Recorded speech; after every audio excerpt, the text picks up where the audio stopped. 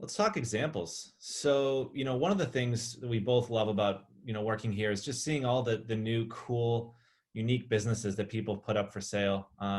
And, especially seeing the delight on sellers' faces when they get that exit that they were hoping for. Yeah. So let's talk through some of the great examples of recent sales we've had here on Flippa, and, what you like about them. Yeah, thank you. Look, big thank you to the community because they do list some extraordinary assets, and we genuinely believe we represent the creators and makers of society. And it's really, really fun and exciting to see what they've been able to build and create as either full-time jobs or side hustles. And these are three great examples. Now, running left to right, we've got content through to SaaS. And so let's start off with Theatre Nerds. Now, these are all examples of recent sales on Flippa.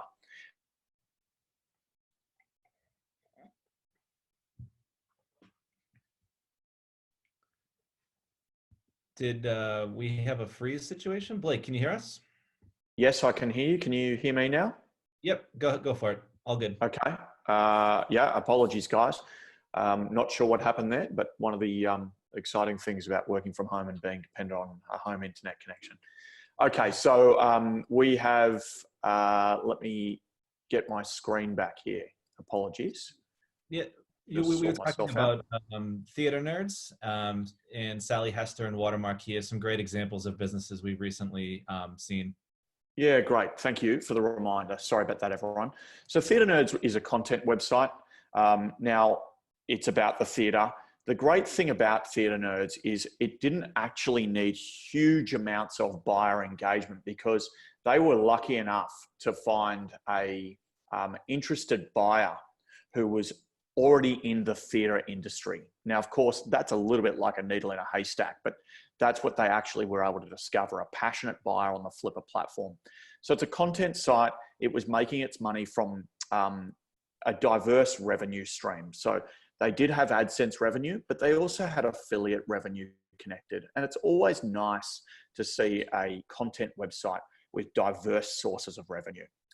Now let's talk a little bit about why this particular seller was selling, because this is an important thing and buyers often do want to know this.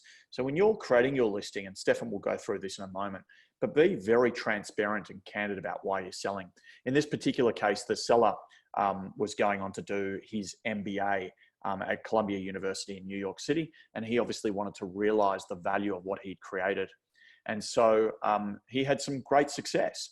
So it was doing approximately $32,000 in seller discretionary earnings. It sold for $80,000.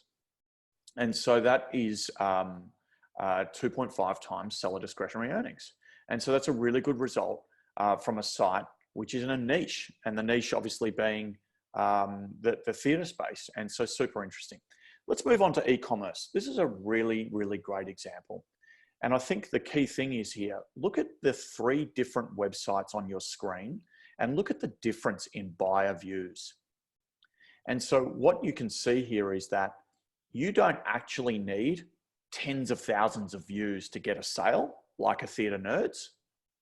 But with Flippa, the upside is that if you have something that's particularly well merchandised, and Stefan will talk about this in a moment, and you have something that is well priced, you will get lots of views. You will get 1,000+ views, or in the Watermark example, which I'll provide in a minute, nearly 11,000 views.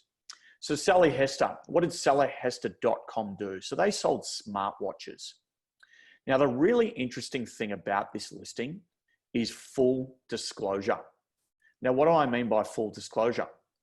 What I mean is that what Sally Hester said on their listing was that their supply chain was impacted by COVID-19. Now, this is going back 45 days ago. 45 days ago, they were listing on Flippa. They sold on Flippa.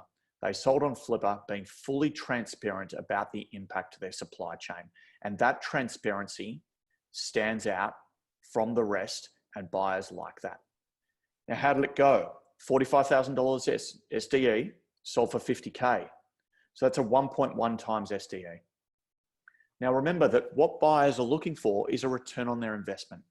They're not going to pay 10 times. They're not going to pay 15 times. What they're going to pay is a reasonable amount of money which enables you to realize the value in what you created, and for them to go on and run this and get an ROI, which is, in this particular case, just over a year in length. Now, that assumes that they don't optimize it further and it continues to perform at its current levels. Finally, Watermarquee. This is one of my favorites, and we'll talk about why the SDE was 3 times in this particular case. One, it's a SaaS business. People like SaaS businesses. They can get some sense of the revenue performance of the business, regardless of seasonality. There was lots of opportunity. The design of Watermarquee has changed substantially. The screenshot that you see on the right-hand side of your screen is not what Watermarquee looked like originally. So the new buyer has gone and optimized that, and buyers could see that. The other thing that they could see was that commercially, this particular website hadn't been fully optimized. They were charging photographers a certain amount, and buyers could see that there was an opportunity to charge the customers of Watermarquee a lot more and perhaps more frequently than watermarquee.com was charging at the time. So buyers love opportunity, but they pay for performance. In this particular case, it was also aged 8 years. Now, a domain, a business, and a brand which has age will attract attention from buyers and, generally speaking, get a slightly better valuation. And so take that into consideration. So how is it performing? $14,000 SDE, sold for $43,000. That's a 3 times SDE. Excellent examples. Yeah, that Watermarquee one was certainly an interesting one. And